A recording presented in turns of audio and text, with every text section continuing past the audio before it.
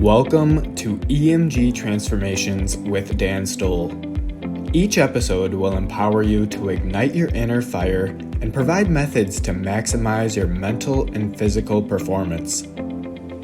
Buckle up and get ready to spark your transformation with Nova Fusion. 3, 2, 1, 0. Liftoff. We have a liftoff. Hi, my name is Dan Stoll, founder of Nova Fusion and host of the EMG podcast, and I'm honored to feature my friend Matthew Headden today. Matthew is a habits-based performance coach focusing on fitness and overall health. He makes hard things simple by getting rid of complexity so you can get better results. He is a recovered addict, and his radical transformation is a testimony of hope for others. Alongside this, Matthew is a proud United States Army veteran with a massive heart to do good. I am honored to call him a friend. We've only been in contact for about 3 months now, but I can honestly say that you've made a significant impact on my life with your wisdom, kindness, courage, and daily discipline to make a positive dent in the world. Thank you for your service and taking time to be here with me today. Man, there must be pollen in the air, dude, because like my eyes are watering up, man. I didn't know there was pollen in January, but should we just end this? Because I can't get any better than that, man. Man, it's a real treat to have you on. And, honestly, like I looked back at our messages and we started DMing like November 2nd. So it really only been 3 months, but our friendship honestly feels like 3 years at this point. So I'm just super stoked to have you on.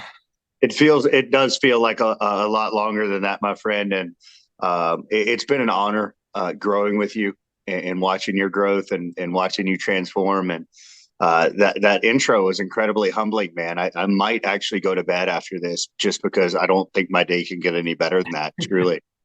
I'm glad it did good by you. So we'll dive into specifics, but to start, in your own words, who is Matthew and what's your story? Let's start at the end. I was a professional hypocrite, man. I lied to everyone, the whole world, and myself for 20 years. I was always a kid with a big heart. But if you know, the big heart got me hurt. Yeah. And I hid and I built walls and I did everything I could do to avoid the truth in myself. And I dove into self-loathing, regret, ended up with a massive alcohol and drug problem. I was inpatient for suicide and just did not think I mattered. And you know what? I do. And so do you. And so does everybody else listening.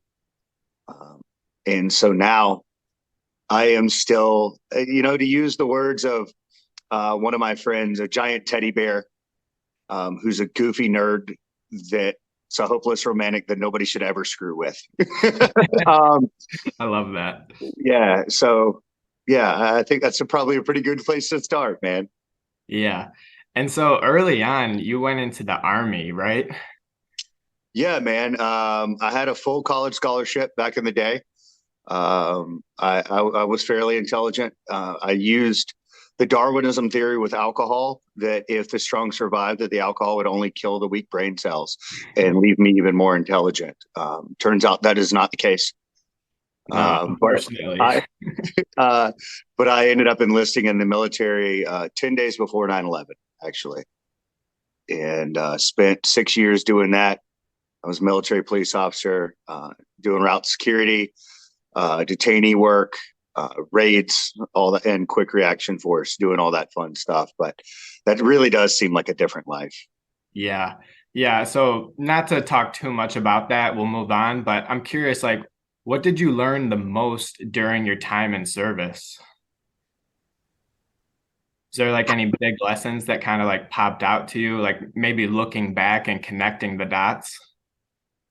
There were a lot of lessons. That family doesn't need to just be blood. Yeah. That's a huge one. That you respect leaders that lead by example, which is something I try to do every day now. I had some leaders that just yelled and said, "I'm in charge." And then I had others that just took charge and you followed them because you wanted to. I still have an old first sergeant that if he called me right now and said, I need you, I would be there. And I haven't seen or spoken to that man in 17 years, 18 years. But Yeah. he was that impactful. So those are the biggest lessons. There were a lot of negative takeaways that I had to overcome later, but they made me who I am now. And so I'm still thankful for them. Yeah, I love that you said that too. Like, I think there's two types of leaders in the world. One of them, they lift you up and encourage you, and then the other, they kind of criticize you. And to have those leaders, I guess they both get the same results actually, like statistic wise, but the ones that encourage you, those are the ones that you're always going to lean towards and be there to support them later on, and the ones that lead by example. So I love that you said that. Um, and now you've been in the fitness industry for roughly 15 years. So I'm curious, like, what led you down that path? I don't like just saying fate, but it was all part of this journey, man. I was bouncing job to job like a lot of veterans do. I had no direction. I was a drunk. I was actually selling suits part-time at a department store.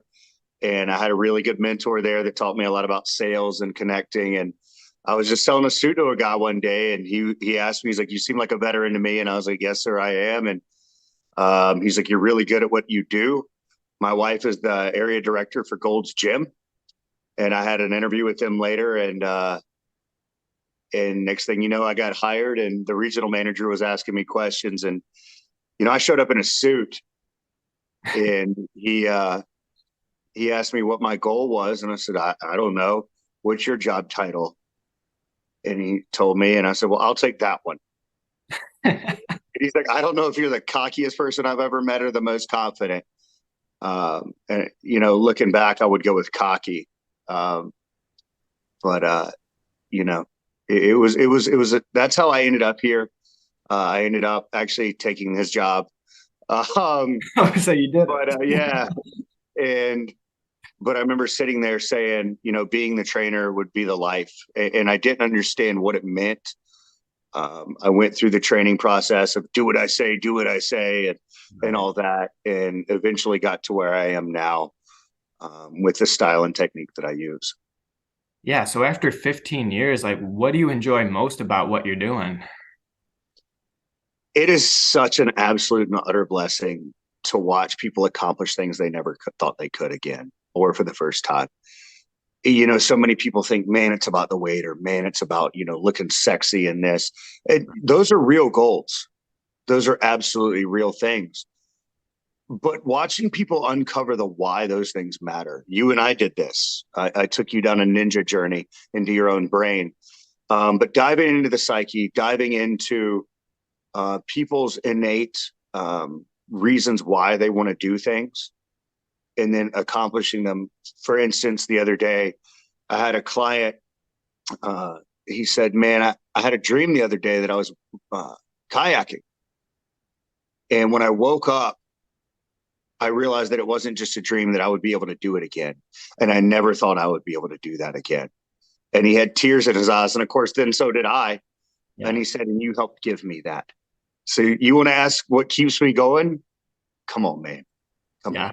It doesn't get much better than that. And to be there along the process and watch these people and their transformations and develop the friendship along that, like, man, that's something special. And who else better to be there along with them and help them, support them along that journey than you? I think it's just a great calling for you, honestly, based on your personality and everything that you do. I love it.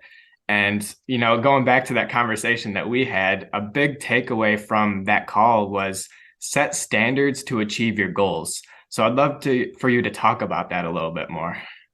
Well, man, a lot of it boils down to self-respect. I'm huge on that. Yeah. And a lot of the things that we do boil down to self-respect, whether it's, I respect myself too much to constantly eat these foods that I know are not nourishing me. I respect myself too much to just lay in bed all day. I respect myself too much to listen to this kind of music or these programs on TV that are going to drag me down and put negative thoughts in my head. And so I'm very big on setting personal standards. In order to do that, you actually have to first know your priorities in life. So every client that I work with, we did this as well. We write down what your priorities are, your top 5. Mm-hmm. But then what we do, the next portion of the exercise, is to write down what they really are, as is dictated by your time, your effort, and your bank account. Because a lot of the lack of fulfillment that people find is because they're actually being hypocrites through their own actions. If at no point in my life would I have ever written down that my top 3 priorities in life were alcohol, cocaine, and women, but they were. I would have written down what every good Southern man would have said they were, which is God, family, down the whole thing, down to the white picket fence. No wonder I was miserable. And so once we align those, then we can just set personal standards. A lot of people like to set goals, and goals are a good thing. But the word goal has a built-in failure factor. You're allowed to fail at a goal. Right. But you're not allowed to fail at a minimum standard. Yeah. And we want those to be fairly easily achieved so that you can continuously hit those standards and then raise your own personal standards along the way. Yeah, I love that so much. It's taking those small steps that lead to big strides and just making that progress every day. When we set goals and we don't hit them, we can obviously get discouraged. But when we just follow through on those little standards, those are achievable. Those are something that are definitely within our control 100%. And so if we can just commit to those every day and make it a small standard just to start, just to get you some momentum building, because momentum is the hardest thing to get, but easiest thing to lose. So once you do that, it's almost game over because you're riding with the wave at that point. And another point that you mentioned on our call was put your efforts where they matter. And when I think of that, I think it's like to go deep and instead of wide. And in doing that, that'll help you act your way into being the person that you want to be. And those results will just naturally follow. I think you just took my job, man. you took what I gave you and made it better. But you're absolutely right. It is much easier to act your way into a thinking than it is to think your way into acting. So sometimes we sit there and we just overanalyze all these things. Well, what do I do? What do I do? What's the next step? Listen, let's just take the first step, even if it's wrong. Mm-hmm. Right? If I told you, like I'm in South Carolina, that I was going to go to California without no GPS, no map, no nothing. But I hopped in my car and went west. Eventually I would hit pretty close to California unless I just really messed up and somehow hit Washington State. Right. But along the way, then you get guidance. And that's like stopping at the gas station like we would do back in the day, or getting a paper map that we would do way back in the day, or actually turning on your GPS. And so it really is just taking that first step.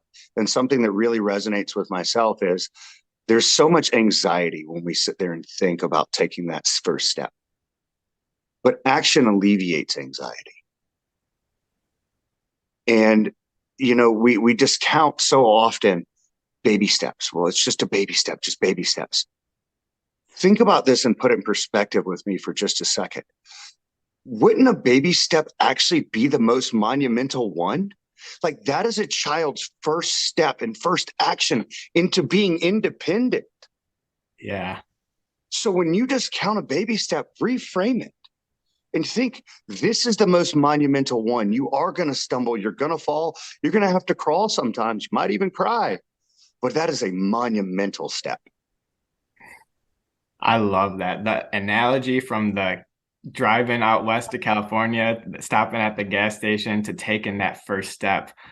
Man, that's a powerful story that anyone can apply in their lives. And that's why I wanted to have you, because you break down these complex ideas and you make them simple. And that's one thing that I love about you and what you do. Going back a little bit, I know that this is something that within the past year, past 6 months, it's really been a big change for you, getting sober. So we talked about really diving into that purpose. That's what's gonna drive your actions. So I'm curious, why did you decide to get sober? Like I don't want to take the words out of your mouth, but you just cut it cold turkey. Yeah, man. I was gonna die. Um, it was really bad. I spent about $85,000 last year on alcohol and cocaine. And that's what I mean by a professional hypocrite. We all are in our own right, but I would legitimately go out, pass out drunk, pass out in the back of my SUV, sleep in the parking lot of the gym, wake up, do a line of cocaine, go teach people about health and fitness, doing coke the whole day just to make it through the day, and then go do the whole thing over again. Yeah. And people listen and they're like, "Oh my God, like that's insanity." Yeah, it is. It was just all a symptom of a deeper problem. So whether it's uncontrolled binge eating, so whether it's completely ignoring and shirking your responsibility through video games, through isolation, no matter what it is, a lot of times it's just a symptom of a deeper problem. And the deeper problem was I didn't think I mattered. I hated myself and I was filled with regret. Man, I relate to that so much because going through my experiences with being diagnosed with Crohn's disease, having my entire colon removed, being homebound, having a colonoscopy bag, I hated myself 100%. I couldn't even look in the mirror without having these just terrible thoughts about myself. And it was just all day when I was in the pain of those surgeries, I was just yelling these curse words all the time because I could not escape the pain that I was going through. I didn't want to live anymore. And the what you said there, a symptom, what was that? A The symptom of a deeper problem. symptom of the deeper problem. Yes, because we do all these things to try to cover it up and mask the pain, but we don't address the pain. And that's what you did essentially, right? Is you finally addressed the pain that you were going through. I did. And it all came to a pretty big head. I was driving back from Charlotte. I love stories. So I was driving back from Charlotte and there were multiple days that were ridiculous preceding this. But I was out, with a friend of mine and I wasn't going to drink that day. And I did. And just fast forward, she's like, "Hey, I think it's time to go back." And I was like, "No, no, no. We've just had, one or two." And she's like, "You've had seven," which for me was an appetizer, mind you. Gotcha. And so I ended up going the next morning and I started praying and because my faith means a lot to me. And I was praying. I was like, "Hey, God, like if you could give me a sign, like I know I'm supposed to stop this, but if you could give me a sign, that'd be really rad." And this is legitimately how I pray, right? So 4.5 hours later, I had a client that was late and my phone rang and I was fighting a DUI from 3 years prior and the court case was Monday. And it was my attorney. And he went through the whole rigmarole of it all and said, "Anyway, the point is the charges are dismissed." And I was like, "Say what?" This was 4 hours after I prayed for a sign to stop. And I hit my knees in that alleyway right there. And I looked up at God and I said, "Never again, never again." And what it did was, and I disconnected. And what it did was it gave me the ability to stop and actually address what was going on. Yeah. And when I finally stopped drinking and doing the drugs, and whether it's turning off the TV, whether it's getting away from those negative people, whether it's turning off the video games, whether it's putting down, the food, whatever it may be, whatever you're using for distraction or to control, what we really need sometimes is to be still. Yeah. So would you say that was the key moment that really sparked your transformation? Yeah. Yeah. Yeah. I mean, there were ones before it, where I was coked out at a client's house and just, I mean, I could go into all of it, but we don't want to take up the whole podcast with the negative. We want to focus on the hope, I believe.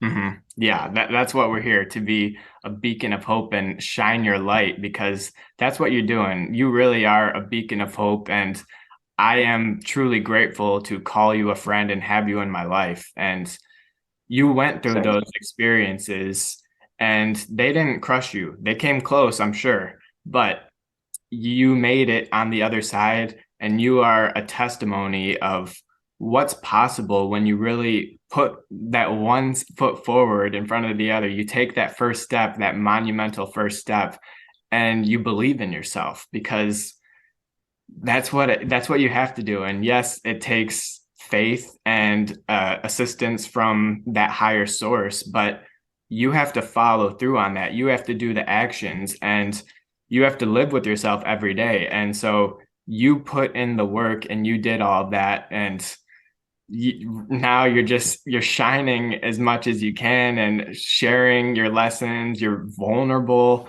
and it's just a beautiful thing to see, truly. I, brother, doing this thing. You said the other day you wanted to be a beacon, and I just started laughing so hard. I was like, this dude is like, if you plugged up like a nuclear power plant to a lighthouse, that's what you are, man. I was just like, this guy's got to be kidding me. A beacon? Don't sell yourself short, bro. Like, you were way more than that. Like, you were brighter than like my backside. Like, if I was standing on a cliff with my hiney hanging out because I'm so pale. Like, you're that bright. That's what people say about me. But yeah, so how do you maintain a positive mindset now, going through all those experiences and learning to love yourself again? Well, that's an interesting one. And I want to set this straight. We hear all the time on the internet, you need to love yourself. You should always love yourself. You're not going to always love yourself. You're not going to always like yourself. And when you say that, and then it perpetuates this vicious cycle. But I'm supposed to love myself, but I'm supposed to love myself and like myself no matter what. That's a great goal. Yeah. You're not gonna. It's the same way that, like, no matter who it is in the world that means the most to you, whether it's your mom, your dad, your spouse, your child, there are going to be times where you want to strangle them.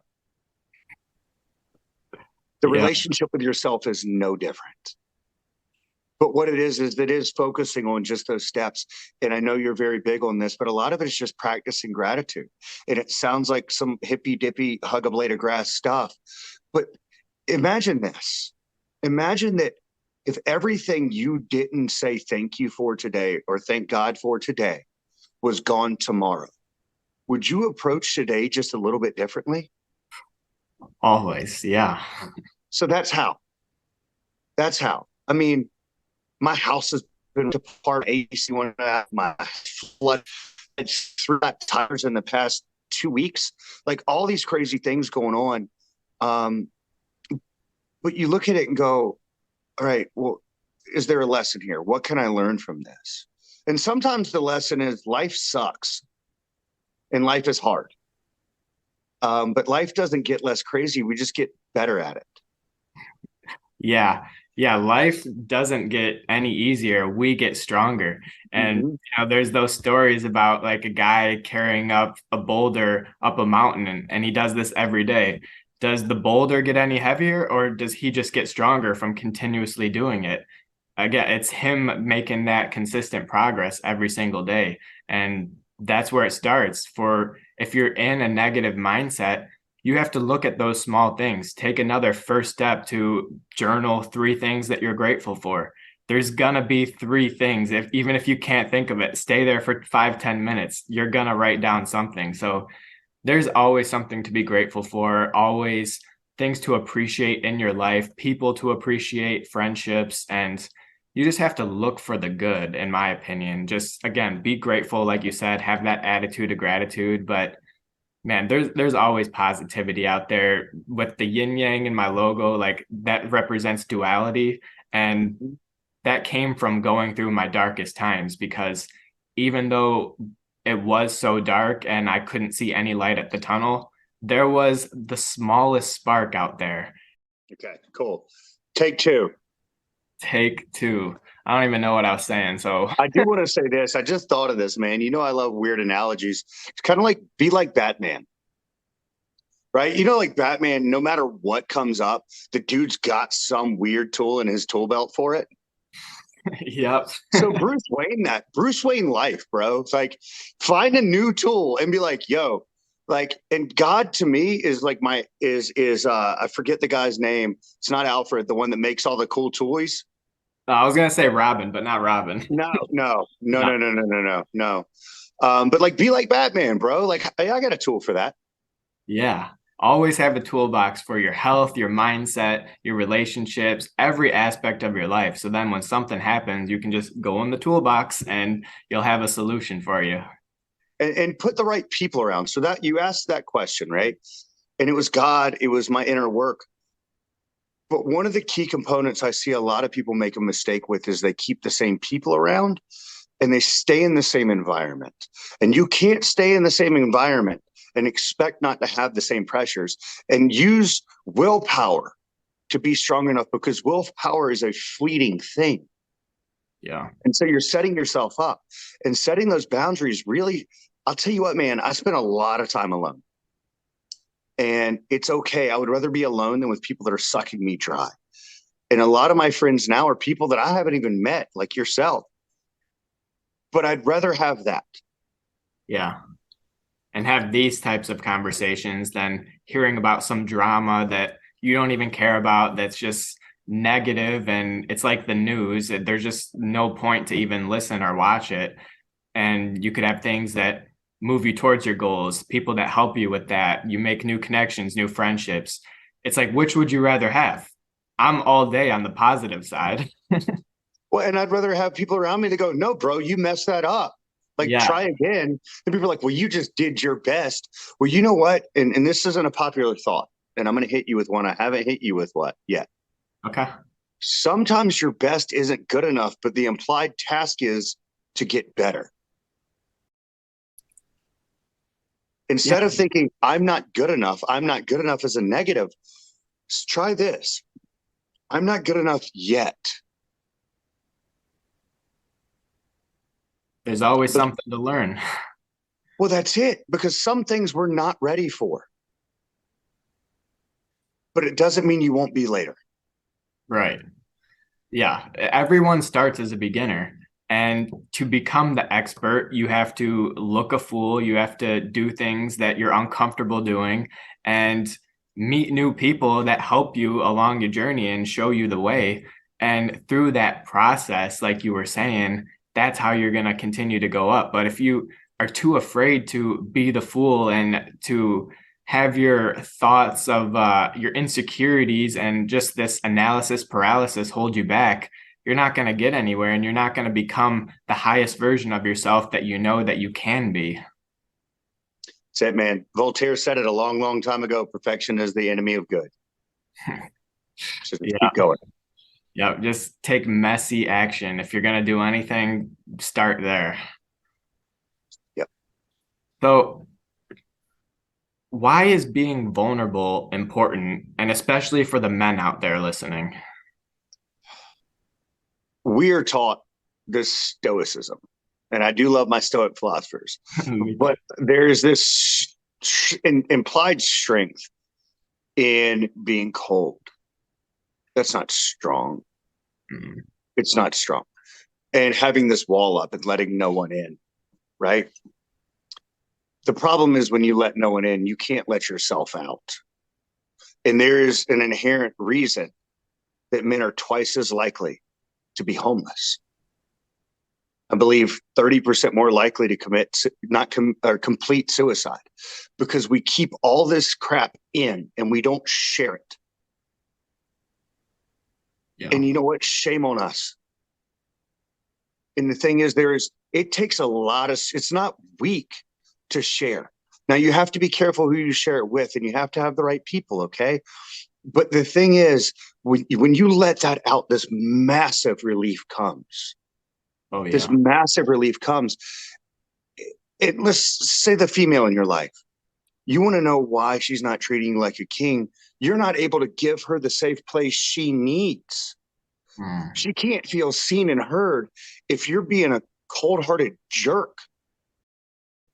And if you can't fix your relationships with yourself, with others, with your loved ones, with your children, if you don't even know what you're feeling inside and to be able to articulate it and fix it, and the only way to do that is to get down, dirty, and vulnerable. I love that. So if someone feels like they just don't even like have someone out there to talk to or like just, share with, like what would you recommend for them? Because I know personally, like I love journaling and that's like talking to someone right there. It helps me brain dump my thoughts, get rid of that emotional attachment to what I'm feeling. And it's not that like I'm not feeling it, but it helps me filter things better, and then I can see things with like a more clear frame of mind. So that's what I would recommend. But for someone out there that does feel really lonely and they don't have too many friends out there, like how do they open up? That's a great question. And yes, I do love journaling. You know that. It's a great way to let it out, not only at the beginning of the day, but also a different technique is to use it at the beginning and the end, because those thoughts that have basically weighed us down and built up throughout the day that wake you up in the middle of the night, when you write them down, it allows your subconscious to let them go so you can rest and process your thoughts. Yeah. But with that said, let's say I'm talking to somebody of faith. Talk to your pastor. Mm. And if you don't think you can talk to your pastor, you might need a new church, homie. Number two, talk to your friends. Now, with that being said, a lot of our friends, we couldn't tell you the name of their kid, but we could tell you their favorite sports team. And if that's the depth of the relationship you have with those people, it might be time to find some new ones. I'm Yeah. not saying get rid of those, but find a few new ones. If you have a partner in your life and a spouse, I really hope you can talk to them. And if you don't have any of those, this is where it gets tricky. Bro, I ain't going to talk to no therapist. It's not weak, man. I'd rather you do that than do something harmful to yourself or somebody else. And last but not least, send me a smoke signal. I'll answer. Yep, you always have us. Mm-hmm. If all of those, if you don't have those, you can't change your environment for whatever reason. You got us to lean onto, and we will definitely help you out. We've Mm-hmm. been through our tough shares, so not that we have all the answers, but we're here and we're willing to listen and we're willing to offer our 2 cents. And for whatever that's worth, I think it goes a long way. It sure does, man. So I'm curious, where does your resilience come from? Because I feel like this is a lot of debate, whether it's something that you're born with or it's like a skill that you develop through your experiences. So I'm kind of like curious what your take on that is. That's a really good question. Thank you for putting me on the spot. As with most things, I would say, why not both? We live in a very either or culture. And I'd say the answer is usually somewhere in the middle. But let's go back to your analogy of the man carrying the boulder up the mountain. Isn't that developing resilience? 100%. So I think there's your answer. By doing the hard thing over and over again, even when you don't want to, you build resilience. You also build self-respect. And that self-respect translates into more resilience. Because when you know what you're doing, when you know why you're doing it, and you respect yourself and those around you, then you have no choice but to be resilient. Yeah, that's beautiful. And it honestly leads into my next question. How does someone listening cultivate the courage and discipline to do the hard things when they don't feel like it? That one stinks. So we'll go back to the minimum standards, right? And the minimum standard, let's start with a very easy one. Let's start with how you start your day. I'm not telling you to wake up 30 minutes earlier. What if you just didn't hit the snooze button? Yeah. Right? Like that's a great one. And I'm going to tell you what, that's building resilience. Yeah. Right. And so it really does boil down to those simple things. And then doing the hard thing. This sounds weird, but one thing I tell a lot of my clients and myself is this: the second you say, I don't want to do that, and not like I don't want to go play in traffic, kind of, I don't want to do that kind of thing. But like, I don't want to take the trash out. It's rainy and nasty outside. Do it without thinking, because that's exactly what you're supposed to do. I was speaking with somebody today and told them they were using computer games as an escape. And I just like, may I offer up one suggestion? And he said, go ahead. He said, pack up the computer and put it away. And I heard him pause. And I said, does that cause you anxiety and stress? He said, yeah. And I don't know why. I said, then it's exactly what you need to do. Would you take an alcoholic to a bar when they're first starting recovery? No. So the thing is, you have to remove yourself from the things that are pulling you back, surround yourself with the positives, and then without thinking, take that action. Yeah. Don't think, just do. That's actually one of my mottos for when I don't want to do something. I just continuously say that in my head, don't think, just do. Don't think, just do. And it just propels me into action. Just taking those small steps, like that seems like the theme of this.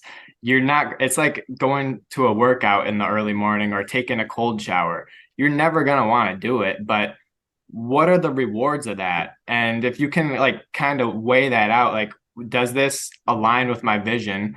Does this help me get to where I want to go?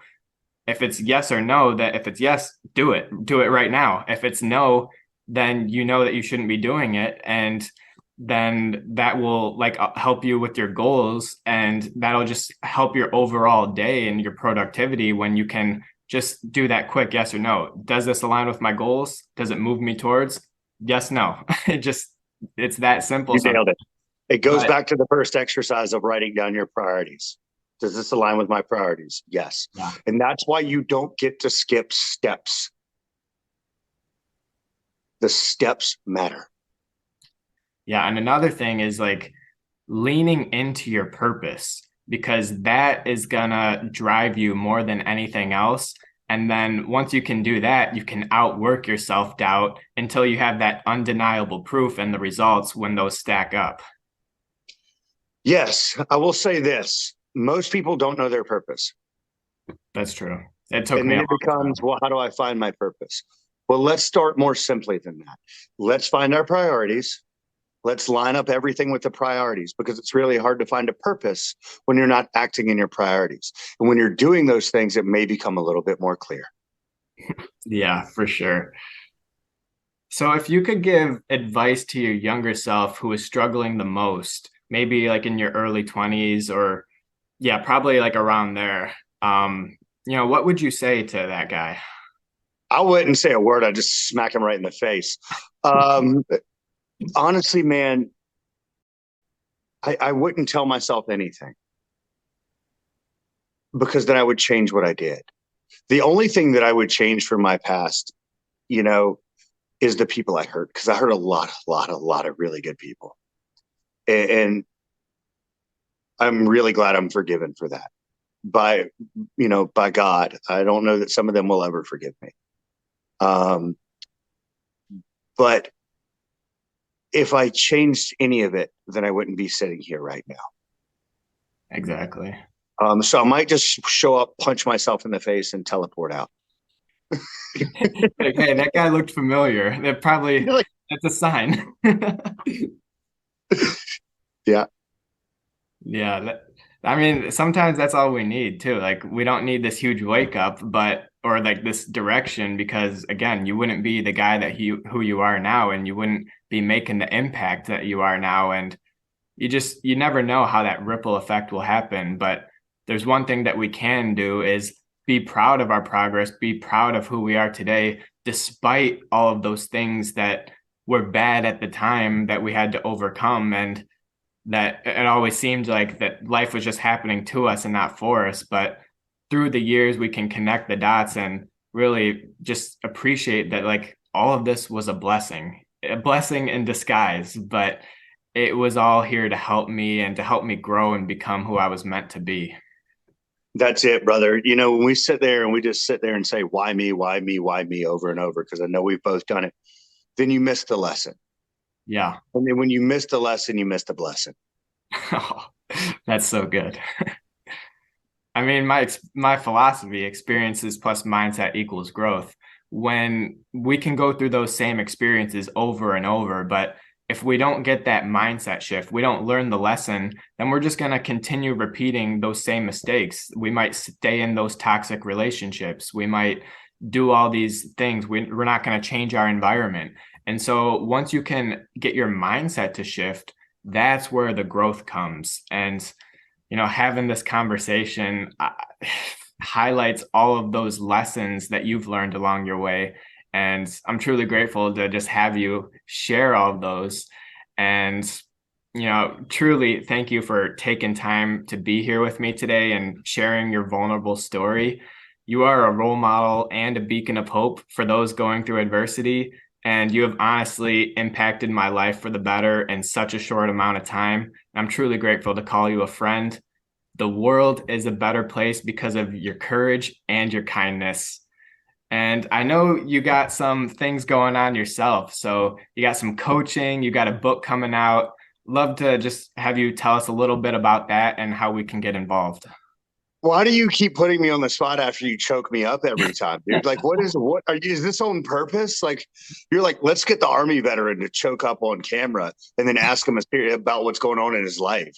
Like, really? Come on, Hey, man. This is vulnerability, man. Yeah, dude. I don't want to look like I just freaking watched Old Yeller. I just dated myself for that because I'm sure you've never heard of that movie. Yeah, if you really want to cry, go watch it. It's like an old Technicolor Disney movie about a dog. And so we'll put that nugget right there. Those dogs. Bro, it's terrible. Like awful. Don't watch it, honestly.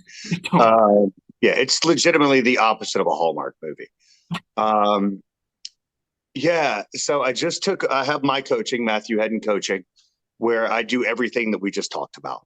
And I incorporate my 3 pillars of personal development, which is spiritual, mental, and physical.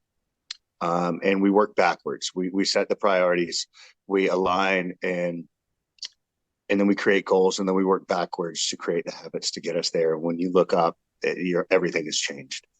I also just took over as co-head of Operation Life with Ian Inman.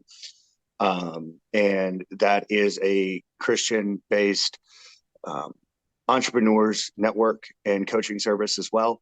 Our goal there is to feed 1 billion starving children. So everybody that joins that network, the second they join, it immediately feeds 500 children. It's a very cool thing. By the time this comes out, I will be co-hosting that podcast. Ian does the business side and I do the life coaching side. So I'm very excited about that. The book, man, I'm pretty sure it is a personal development devotional where I take crazy stories, lessons from my life, and then examine them. Everything from ripping lines of Coke in a church parking lot to being passed out drunk on the floor as a general manager and having the COO having to drag me out of work, waking up screaming violently through nightmares from night terrors, and that's not even half of it. But then I invite you to look at your life and see if there's a lesson to be learned there as well. Powerful. We're debating the title right now of I Am the Only Me, Reflections of a Professional Hypocrite. Or Matter, Reflections of a Professional Hypocrite. So we got that going on, doing a little bit of public speaking, and really just, it's all just kind of a whirlwind right now. But again, it's such a blessing. I have no idea where I'm going, and it's so cool. It's so freaking cool, man. Yeah, that's some of the best parts of life is just figuring things out as you go, meeting new people, and just experiencing and staying in the present moment. I mean, that's what it's all about for me. It's like now that things are like kind of rolling for me, it's like every week is bringing something new, and it's like I don't even like what's on my calendar now. Like I don't even know what's coming. So it's when you're in that state of life and you're doing all the things that you're doing, you're making that impact, opportunities flow your way when you live in your purpose, and you are a testimony of what's possible when you really commit and you make that decision that enough is enough and you want to make a change. You can make a change. And so thank you so much for featuring your story and being vulnerable with us today. And This for sure will not be the last time that we connect and collaborate together. I pray it's not, and I know it's not, my friend. Thank you so much for having me on, sharing your message and your story. I learned something from you new all the time. I pray that your listeners gather something from this. And, as always, reach out to me whenever you need me. And anybody listening, reach out to me. I'm right here.